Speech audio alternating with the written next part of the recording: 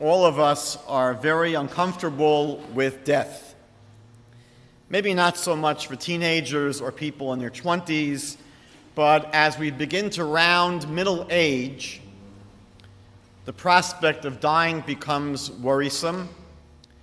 And as a result of this, many people tried to hide and hope that it will go away.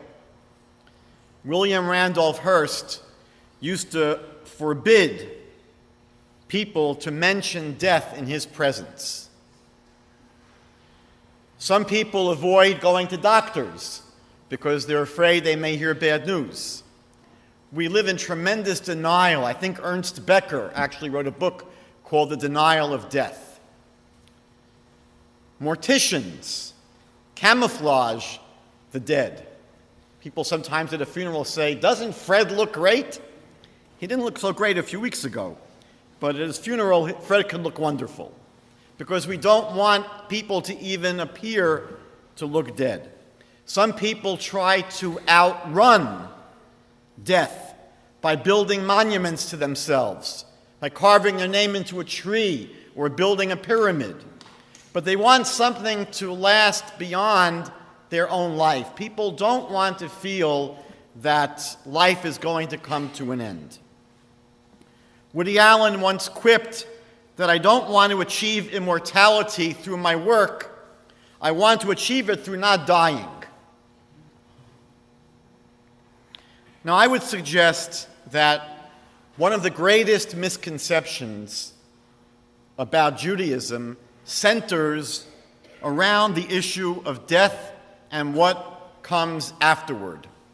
I don't think there is probably any other area in Jewish thought that is so misunderstood.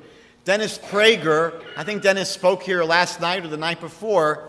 So Dennis Prager once described a funeral he attended, and he said at the funeral, the rabbi declared that Judaism does not believe in an afterlife. And the rabbi insisted that the dead only live on in the memory of their friends and family who they leave behind. The rabbi really should have said that he doesn't believe in an afterlife, rather than declaring this in the name of Judaism.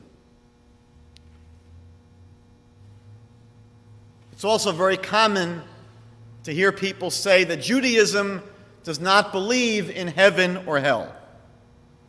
I once had a social studies teacher in high school who used to tell us that in matters of religion and politics, people often speak with a degree of certainty inversely proportional to how much they actually know.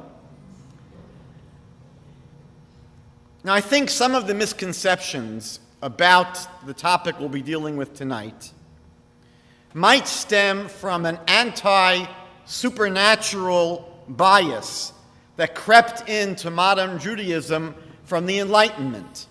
I think up until the time of the Enlightenment, people didn't have difficulty with things that were miraculous, things that were not easily measured with our senses. And I think that as a result of the Enlightenment, speaking about the world of the Spirit just became uncomfortable for many modern Jews. Secondly, another factor might be that many Jewish people have a tremendous allergy to anything that might even remotely sound like it has anything to do with Christianity. So if Christians speak about X, Y, or Z, then we have nothing to do with something like that. Tonight, what I'm going to try to do is present an outline. I stress, I'm going to try to present an outline of traditional Jewish teaching on the topic of the afterlife. I should state at the outset that no one really knows exactly what will happen after death, and very few people are very anxious to try to find out. Therefore, much of what I'll be sharing tonight is somewhat speculative and provisional. In addition, I should stress there isn't only one traditional Jewish view on this topic of the afterlife. There tend to be several strains of opinion, And what I'll be trying to do is share with you some of those strains. However, the basics of what I'll be sharing tonight are alluded to in the scriptures, in our Holy Bible, and in rabbinic literature. So I'll try to summarize, I hope, what is more or less the prevalent understanding. Now, one of the major problems, I think this is probably the big one, with understanding the topic of the afterlife was captured by the venerable Chinese philosopher Confucius, who lived about 2,500 years ago, when he said, "We don't know anything about life, so what can we know about death?"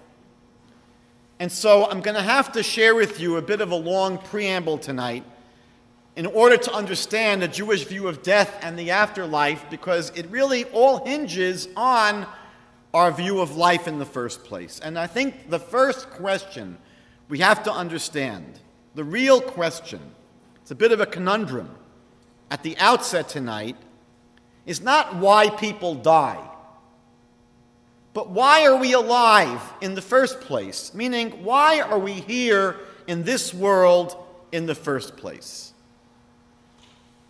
As we'll see, God had a very different option available to him for creating human beings than the kind of world that we know.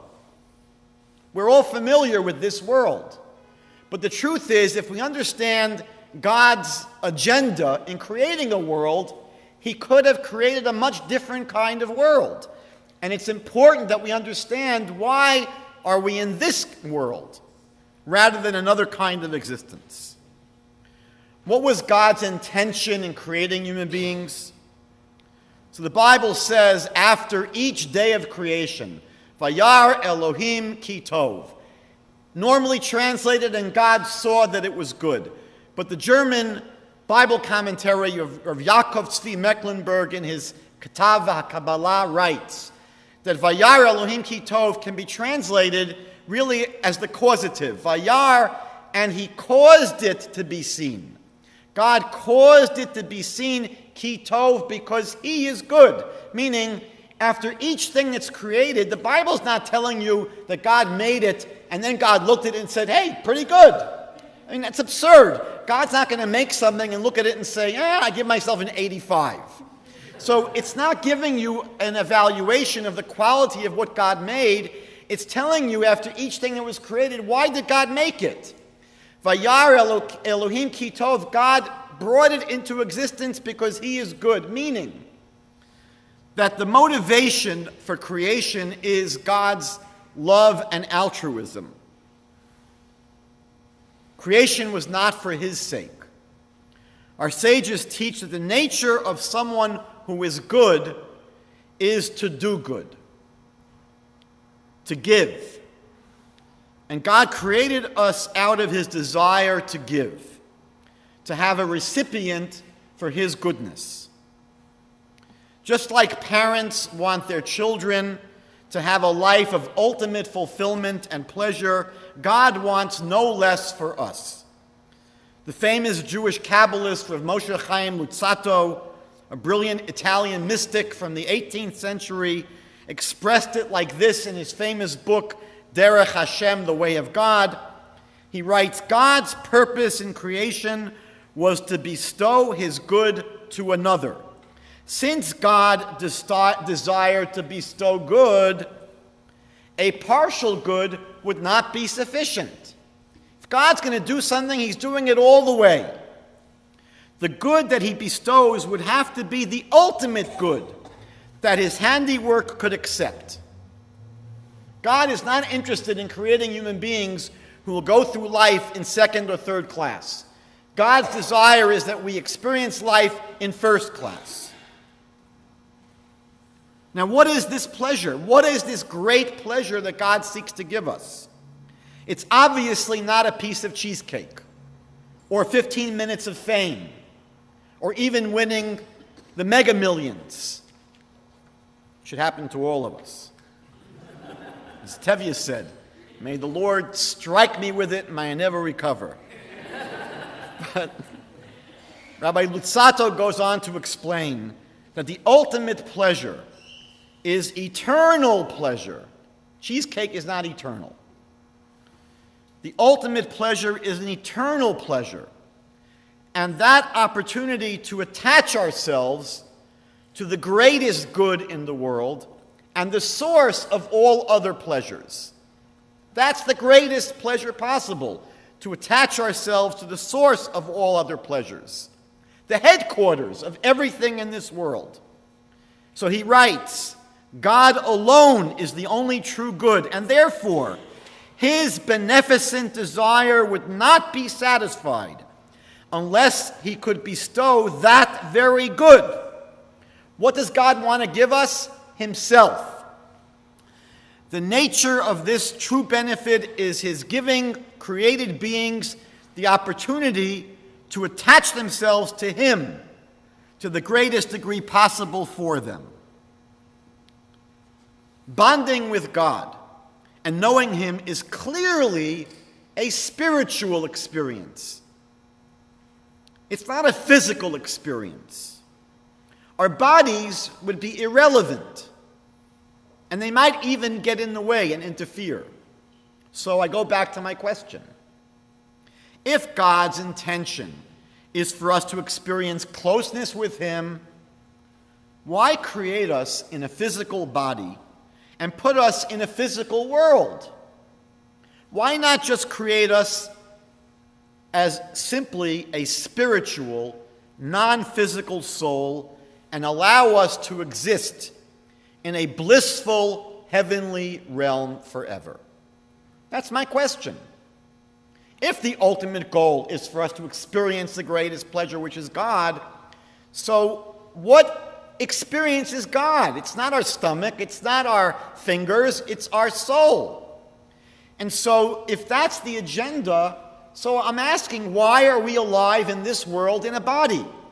God should have just stuck us in heaven as a soul. That seems to would have been a much more direct and efficient way of achieving his agenda.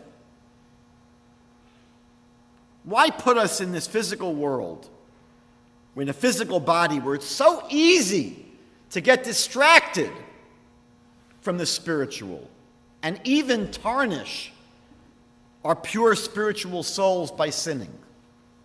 It's tremendously dangerous in this world. Rabbi Luzzatto explains that if the goal is for us to have pleasure, and hear me well, if the goal is for us to have pleasure, we all know that we have infinitely more pleasure from something that we earn and deserve by working for it than something that we get as a handout, as welfare, as charity. As a matter of fact, we don't feel good when we get something that we didn't work for or earn or deserve. We're actually embarrassed by it. And the Kabbalists refer to this as the Nahama de Chisufa, the bread of shame. When you get something that you didn't deserve, you didn't work for, you don't get pleasure out of it, you're embarrassed by it. So for God to place us in paradise without having to work for it would not really accomplish what he set out to accomplish. If God wants us to have ultimate pleasure, that will only happen in an environment where we're able to earn it by working for it rather than just getting it as a free gift. Therefore, God did not create us simply as a spiritual entity, a spiritual soul.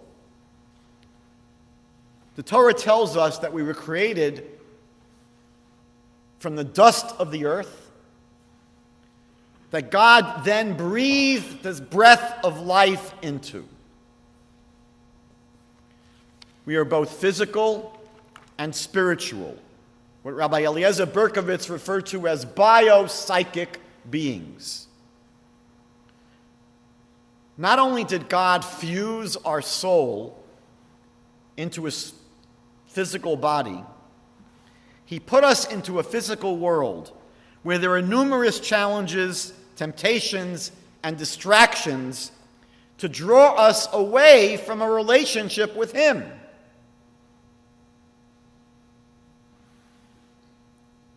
In addition, think about this. We live in a world where God is not visible. We cannot see God. The Hebrew word for world is olam. Olam means hidden, concealed, because the Creator is concealed in the world he created.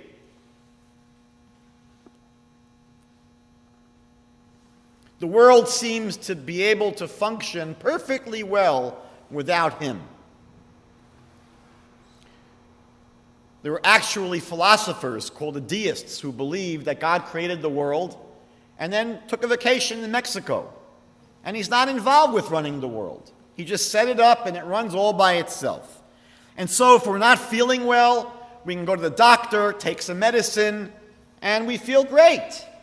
And we don't have to believe that God had anything to do with it. We got a great doctor, wonderful pharmacist, great drugs, thank God. We can go to work and make money and feed our families. We can have a land as a people and defend it. And we could assume, as the Bible says, Kochi ve'otzem yodi osu li eskol hachayil hazeh. It's my strength and my might that have given me all of this. We're put into a world where it's not clear that our prayers, our Torah study, our acts of kindness, our performance of mitzvot, the perfection of our character, really have much impact on our lives at all.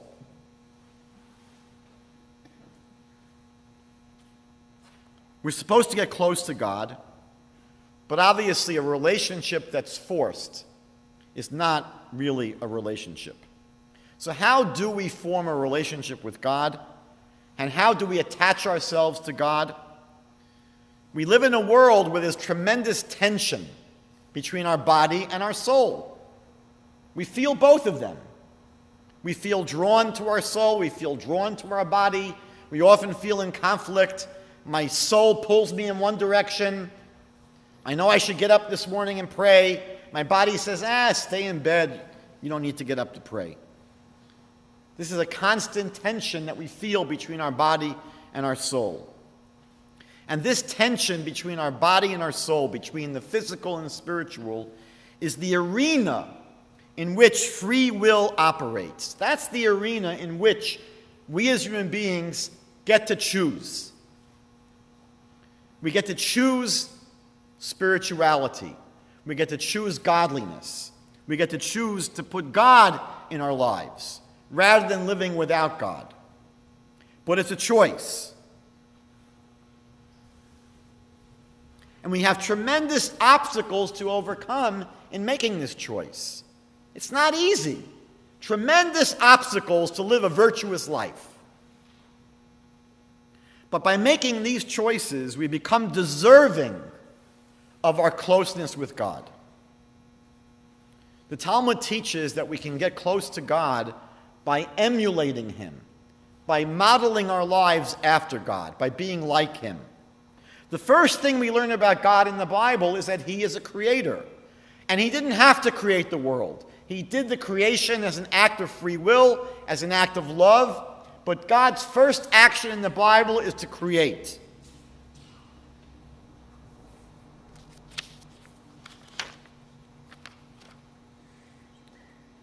And by placing us in bodies and in a physical world, he provides for us an arena of free will for us to be like him. How? Because we can be creators just like God. That's what we can become. Human beings can become creators. It's interesting, by the way, that when the Bible speaks about the creation of man, it says we were made B'Tselem Elokim, in the image of God. The Bible has many different names for God. It has the Tetragrammaton, the Yud-Heh Vav-Heh, Shaddai, Tzvaot. There are many names of God in the Bible. Why does the Bible specifically say that we were made in the image of Elohim? And the famous student of the Vilna Gaon, Rav Chaim of Volozhin, says that we're told that we're made in the image of Elohim because Elohim is the name that's used for the creation of the world. The whole creation story is what Elohim did. That's the name of God that's used. And we're told that we're in the image of God in that we can be like God, in that we also can create. How do we create? We create ourselves. That's what we get to create. Each one of us is here in this world to create a masterpiece. Everything else in the world, God created unilaterally. God said, let there be light, let there be dogs, let there be trees, let there be stars. God makes everything unilaterally. When it comes to the human being, God says, let us make man. And according to the Baal Shem Tov, God is speaking to each and every one of us. And God is saying to each human being, come on, Bubala, we're going to create you. I'm going to give you the raw ingredients. God says to each of us, I will give you a body and a soul. But who you ultimately become is a function of what you do with those ingredients. What do you do with your body and your soul? What choices do you make? And in making those choices, every single time you choose the eternal over the temporal, every time you choose the righteous over what's convenient, every time you choose spirituality over the material, you're growing. You're creating yourself. You're becoming a greater and bigger human being. So to sum up thus far, the reason that we are alive in a physical body is to allow for the kind of tension that provides an arena for free will. This allows us to work and earn our closeness to God by choosing it rather than just receiving it passively. Now let's go to the next step. Originally, human beings were supposed to be immortal. That was the original plan. Out of the starting gate, human beings were supposed to live forever. It was only after eating from the tree of knowledge of good and evil that Adam and Eve became mortal, as well as all of their descendants. Human beings became mortal. God doesn't say, by the way, if you eat from that tree, you're going to drop dead. God says, on the day you eat from it, mot tamut, dying you will die, meaning you'll become mortal. Because they didn't drop dead as soon as they ate from the fruit, but they became mortal. Why is that? Why is that? We know in the Bible, knowledge, the word to know, expresses intimacy. And Adam knew his wife Eve. This is the tree of knowledge of good and evil. That somehow, after eating from this tree, human beings became intimate with something. And that was themselves. We became intimate with our own bodies. We became very, very attached to our bodies. Prior to eating from this tree, humans had an objective view of who they were. They understood the true nature of their bodies and their souls. It was understood that their souls were clothed with a physical body. But the physical was understood to be in service of the spiritual and separate from the spiritual. After eating from this tree, it no longer was so separate. They became mixed up. Their bodies began to take on a life of their own. They began to subjectively identify with their bodies. Their bodies became more and more a way of how they saw themselves. Eating became an act of physical pleasure in its own right and not necessarily connected to the soul. That was the difference. Prior to eating from this tree, everything was connected to the soul. They understood they're a soul, and everything I'm doing is to serve this soul, to help this soul. So the act of eating was not an act of eating that was mindless, that was consciousnessless. Eating was a spiritual activity. It was the food was taken as a way of building the soul. After they ate from this tree, the physical assumed its own arena, and eating became a pleasure in its own right.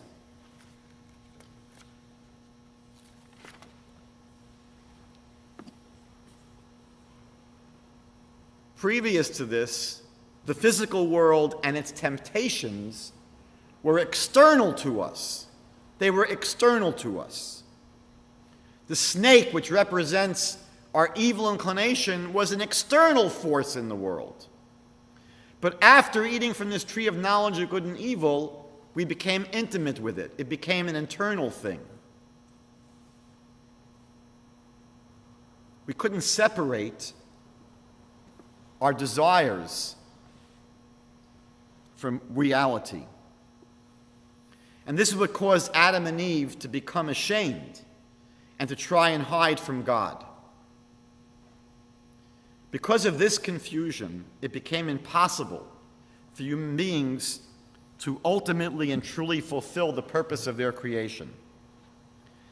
Embracing and identifying with the physical made it much more difficult for our souls to soar and embrace a true connection with God. Being immortal at this stage would totally entrap us and enmesh us in the materialistic world, and we would lose connection with the spiritual. Death became a necessity. It's actually a great act of kindness for God to bring death into our lives. Death became a necessity at this stage to break the intimate connection between the body and the soul by allowing the soul to cleave to God unencumbered by the body. That's what happens after we die. The sage of the Talmud, the Talmudic sages tell us that this is a great blessing. After each day of creation, as we saw, the Bible says, and God saw that it was good. But after the entire creation process, it says, and God saw everything he had made, and behold, it was very good. And the rabbis ask, what is very good? They say, very good, that's death. Death is very good for us.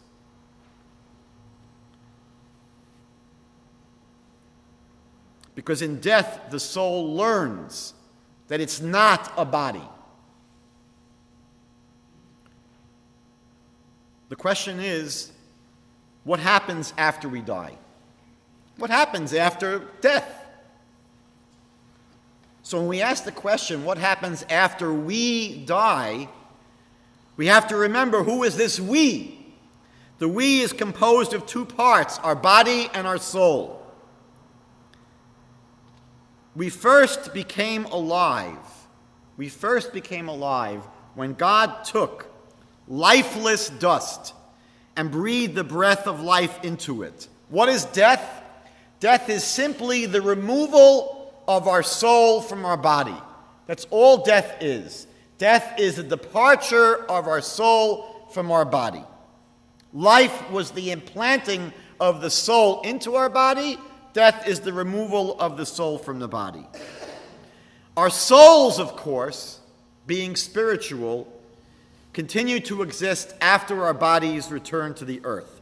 King Solomon wrote in the book of Kohelet, in Ecclesiastes chapter 12, verse 17, the dust will return to the ground as it was, and the spirit will return to God who gave it. Now, it's very hard, and I appreciate this, for people to imagine what this means. What does it mean that our soul continues to exist? What is that like? And I think many people have a hard time believing in the afterlife precisely because they can't imagine what existence is without a body. It's a famous book, Gesher HaChaim, which speaks about death and mourning. And he tells a famous parable of two twins in a uterus, two twins that are about to be born. And they have this ongoing argument because in the uterus, these two twins are living it up. Everything is provided for them. It's nice. It's comfortable. There's air conditioning. It's the proper temperature. They got enough food. Everything is beautiful. But then they begin to wonder, so what's next? What happens if we have to leave this place? So one of the twins happens to be a very optimistic and says, I am sure that after we leave this place, we're going to go to even better place. And the other one says, you're a fruitcake. What are you talking about? After this, you evaporate, you disintegrate, you come to an end, you're finished. There is nothing after this. And back and forth, they argue that back and forth, obviously, who's going to know? Until that day, 9 months after they're conceived. The optimist is the first one to emerge. The attending doctor picks up the baby, slaps it in the tuchus. He begins to take his first breath, begins to scream and cry, and his brother in the uterus says, I was right! I knew it! If you leave this place, you're going to perish a horrible death.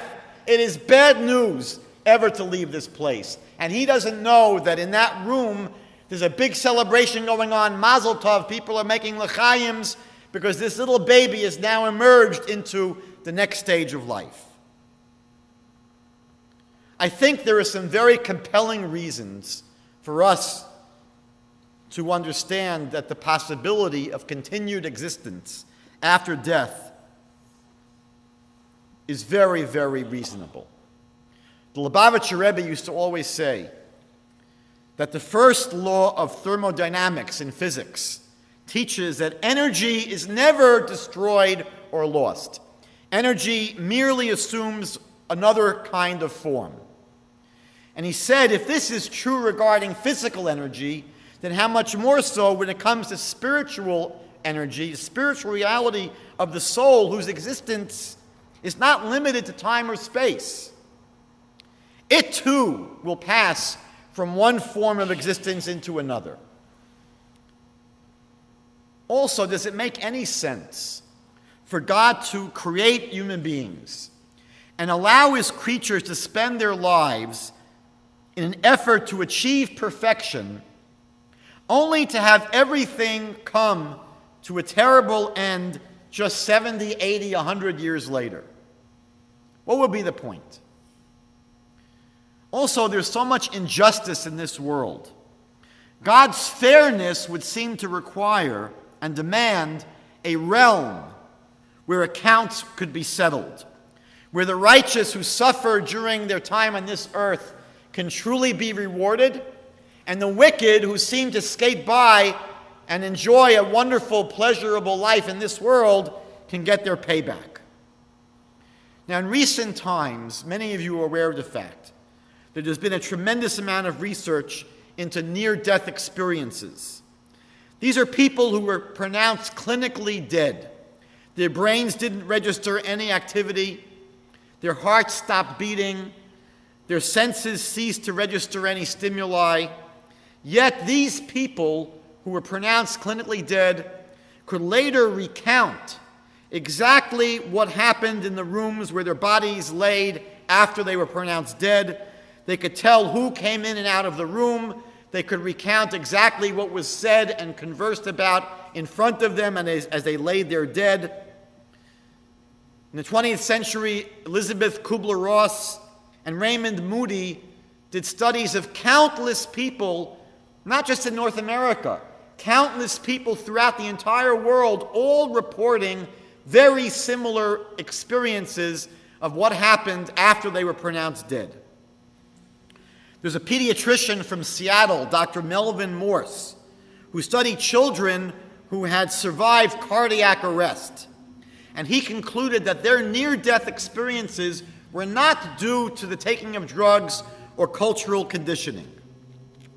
In one of his studies, there was a child who was pronounced dead that reported afterward that they had traveled out of their body and went home from the hospital and described exactly what their family members were wearing, what exactly they were doing, what video games his brother was playing on the computer. And all of these observations were later confirmed to be accurate. As well, countless people who never died, people in this room, I'm sure, report having had very clear and dramatic encounters with their loved ones who had died.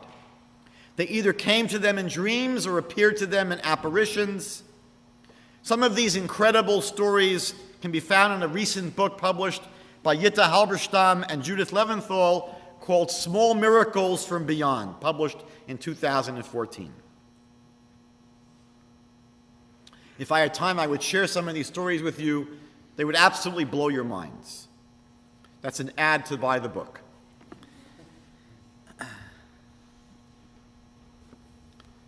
When people die, the quality of that experience is very different for different people. Upon the separation of the soul from the body is buried, and the soul enters into a state of existence called the Olam HaNeshamot, the world of souls. The Talmud teaches us that for righteous people who spent their lives trying to grow spiritually, for these people, the separation of their souls from their bodies will be just like removing a strand of hair from a saucer of milk. That's how easy and smooth the separation of the body from the soul will be. Because they never got too attached to their bodies. For them, death is not terrifying, and it's not traumatizing to their soul. However, for people who spent their entire lives pursuing only physical pleasures and material comfort and ignoring their spiritual lives, for them death will be very, very difficult. The Talmud says that for them, the separation of the body from the soul will be like trying to pull a tuft of wool out of a thicket of thorns. It's not going to come out so easily, because the soul there is very attached to the body. These are people that have come to totally identify with their bodies. They were basically living only as a body and engaged only in physical activities. For these people, their souls will feel very disoriented upon death. Their souls have been so wrapped up in their bodies, they will have a hard time even relating to what a spiritual existence is. For them, it will be very difficult to disconnect from the physical world and to appreciate the spiritual pleasures possible in an afterlife. These people will have to go through a rehabilitative process to allow their souls to come into their own. Part of this will be the shock of being buried and undergoing physical decomposition. You can imagine, to a soul that was so intimately wrapped up in a body, the sages call it chibut hakever, to hear the grave, the coffin slamming shut. That final announcement must be terrifying.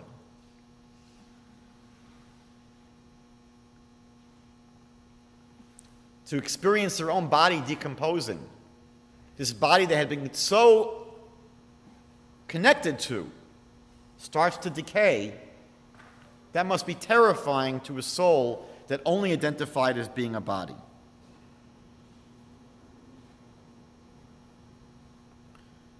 For spiritually refined people, it will feel just like taking off one garment and putting on another. But for people whose souls atrophied, it will be a very uncomfortable experience to go through the death process.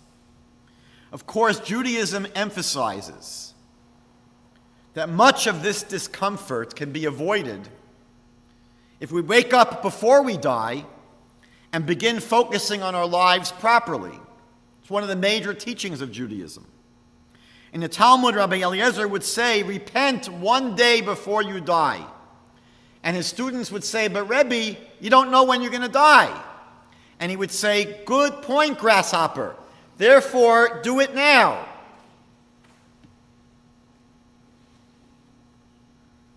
So people who begin to wake up, and by the way, our sages teach us that that's the purpose of illness. You know that illness didn't exist in the world until Jacob died. Until Jacob, our patriarch, died, people would not get sick. They would sneeze and they would drop dead. And that's why we say God bless you when someone sneezes. But by Jacob, we're told before he died, he got sick. He was the first person ever to get sick. And the reason is, our sages teach us, it's giving us a little bit of a wake-up call. You know, the Chafetz Chaim said that when you get your first gray hair, it's a summons to the Supreme Court upstairs. So God has many ways of calling out to us and saying, look, you went through so much of your life already, ignoring your soul. Isn't it time to wake up?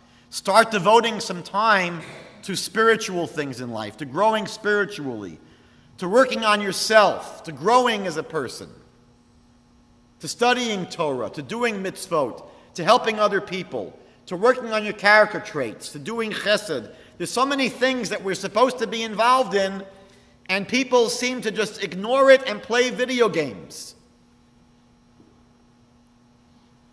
It's so easy to waste our time in this world and to get distracted. People who lived righteous lives and rectified their souls while they were alive will exist in this olam haneshamot, this world of souls, where they'll experience reward for their virtues and exist in an extremely pleasurable state of existence. They'll take great pleasure in all the good they did, all the wisdom they achieved, and all of their spiritual accomplishments. This experience is referred to as Gan Eden, the Garden of Eden. By the way, the people in the world of souls are aware of the major challenges facing their loved ones back here in this physical world. And they're able to assist us by praying for us or by actually offering us advice by coming to us in dreams and in other ways of communicating with us. But what happens to people who did not rectify themselves enough spiritually yet? These people will need further purification of their souls, and they'll enter into a state of existence known as Gehenna. This is not to be confused with the Christian idea of hell from Dante's Inferno, where there's eternal suffering and gnashing of teeth and burning in fire. That's not the Jewish concept of Gehenna. First of all, Gehenna is not so much an experience of punishment as it is one of rehabilitation. It's also not eternal. The experience of Gehenna can last for moments. You could be there for a second. Or it can last up to 1 year maximum. That's it. Meaning even the most spiritually challenged people can usually get their souls dry cleaned in a year. What is the basic experience of Gehenna? What happens in this state of Gehenna? I don't know. But our sages teach us that the basic idea is that we are able to very clearly see and understand all the failures of our life. We're able to clearly understand the negative impact of all the wrong things that we did, both to ourselves and to others. When we do something wrong, we don't only hurt other people, we hurt ourselves. And we don't often appreciate the incredible impact that our deeds can have. We don't realize that if we insult someone, it can ruin their day, and they might kick their dog. And there might be a whole chain of events just from the one negative thing if you gave someone a cross look, or you didn't say good morning to someone. In Gehenna, we're going to see the incredible, clear impact of everything that we did that was a failure. And that's going to cause tremendous shame and embarrassment. When we see and re-experience all the passion that we had in pursuing nonsense or pursuing things that were actually destructive, it'll cause tremendous shame and embarrassment. And what this shame and embarrassment will do will be to clear away the barriers that were created between us and God when we did the wrong thing. And this will then allow our souls to experience the spiritual pleasures of the afterlife. Now, Jewish mystics teach there's another possibility that may occur to help us rectify parts of our soul that didn't complete their mission while we were alive. This is something called Gilgul Nishamot. Some people call this reincarnation. Our mystics teach that our soul is not a simple entity. Our souls actually are composite entities. Our literature speaks basically of 5 different levels to the soul. There's the nefesh, the part of our soul that's basically the animating life force of who we are. Animals, by the way, have a nefesh.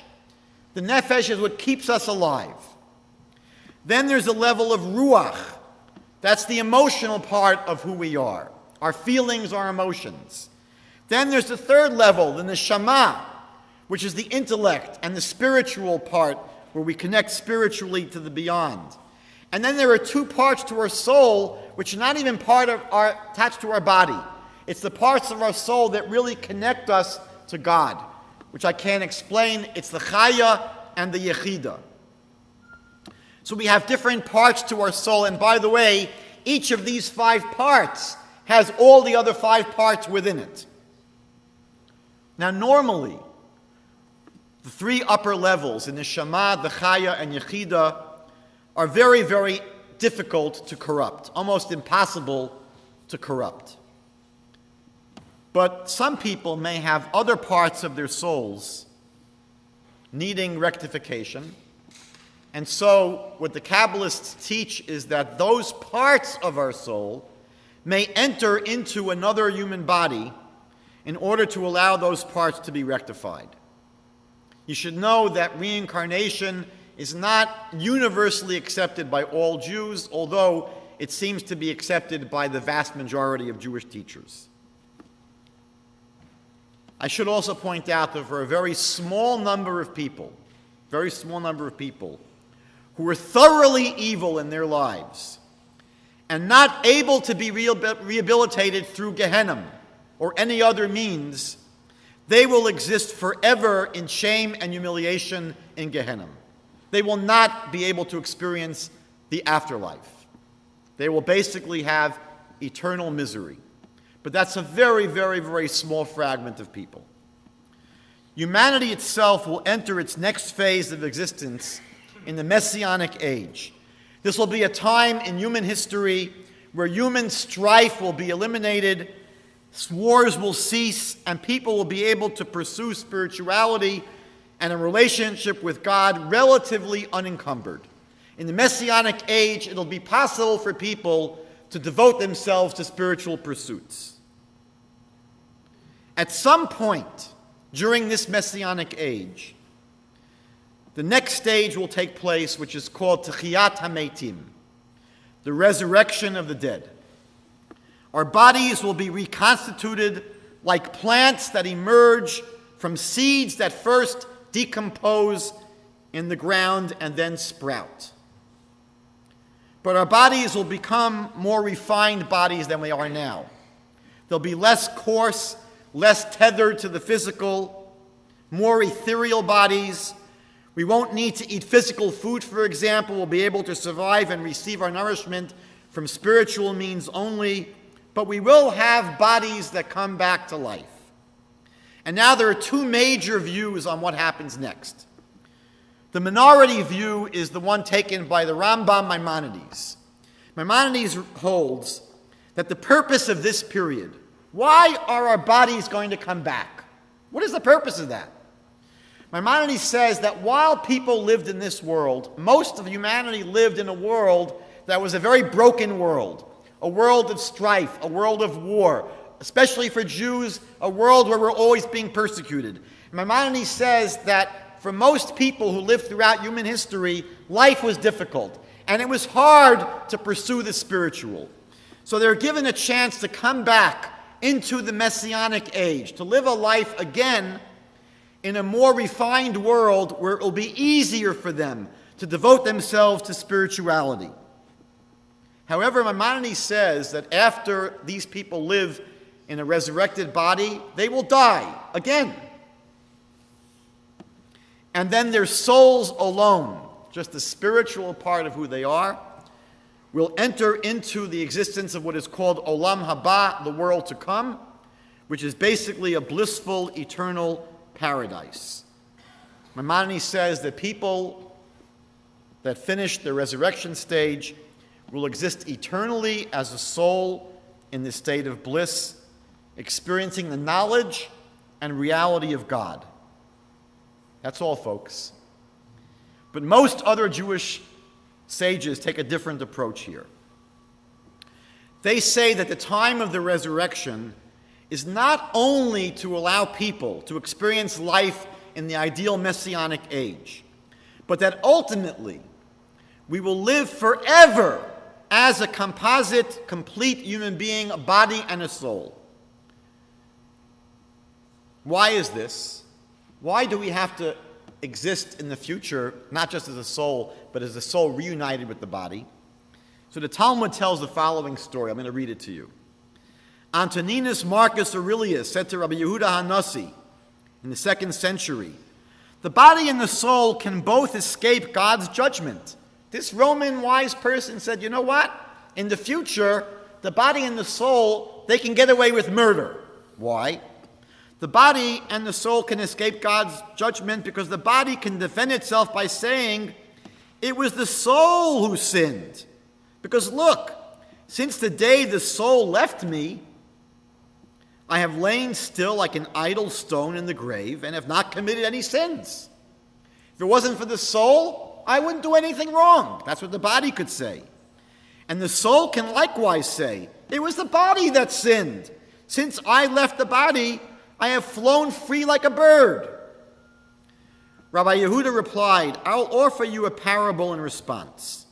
A human king once possessed a beautiful garden full of young, delicious figs. He assigned 2 guards to watch the garden. One of them was crippled, and one of them was blind.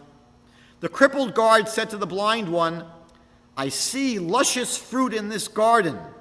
Carry me on your shoulders, and we'll share them. And that's exactly what they did.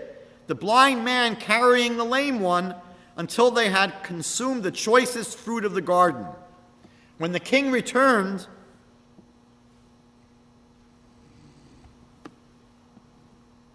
he accosted his watchmen, asking, where are my delicious, luscious fruit? The blind man answered, do I have eyes that I could locate the fruit? The crippled guard said, do I have feet that I could retrieve the fruit? But the wise king was not fooled. What did he do? He placed the crippled man on the blind man's shoulders and judged them as one. So too, God summons the soul and restores it to the body, and then judges the two together. So we see at the end of time, we're taught that a human being will be judged and rewarded as a whole person with a body and a soul.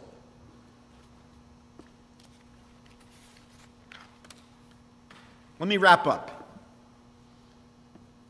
Our sages teach us that we can actually experience a taste of Olam Haba, a taste of this eternal, blissful paradise in this world. We have the opportunity of experiencing a foretaste of what Olam Haba will be like. One of those ways of experiencing Olam Haba is Shabbat. Shabbat is called Me'ein Olam Haba, a foretaste, a little taste of the world to come. Because Shabbat is an opportunity for us to spend 25 hours immersed in the spiritual. Our meals are not physical meals. Our meals are spiritual meals. Shabbat is a time we don't have to work. We can spend our time praying with leisure, studying the Torah, deepening our relationship with other people. But the sages tell us that only the one that prepares for the Shabbat is able to eat on the Shabbat. You cannot cook on the Sabbath. If you want to eat on the Sabbath, you have had to prepare it from before the Sabbath. So we learn here a very vital lesson. Our experience of Olam Haba, ultimately in the future, requires preparation. The purpose of this world that we're living in, our sages say, this world is a prose door. This world is an antechamber to the world to come. We are in this world, as I said before, to work. There's a verse in the book of Iyov, of the book of Job, which says, Adam la'amol yilud. A person was born in order to work. That's why we're here in this world. We're here to work. We're here to work on ourselves. We're here to work on perfecting ourselves. We're here to growing spiritually. We're here to preparing ourselves so that in the future, when we enter into the world to come, it's not going to be a huge transition. One of the parables that's given for the world to come is that God's going to be teaching a class in Talmud to everyone. For people from whom learning God's wisdom was important in their lives, this will be the most amazing thing in the world. For people who totally ignored that, it'll be like going to hell. I've got to sit in a Talmud class for the rest of my existence. So everything that we do in this world now, while we're alive, is in preparation for the world to come. Both this world and the next world can be incredibly pleasurable.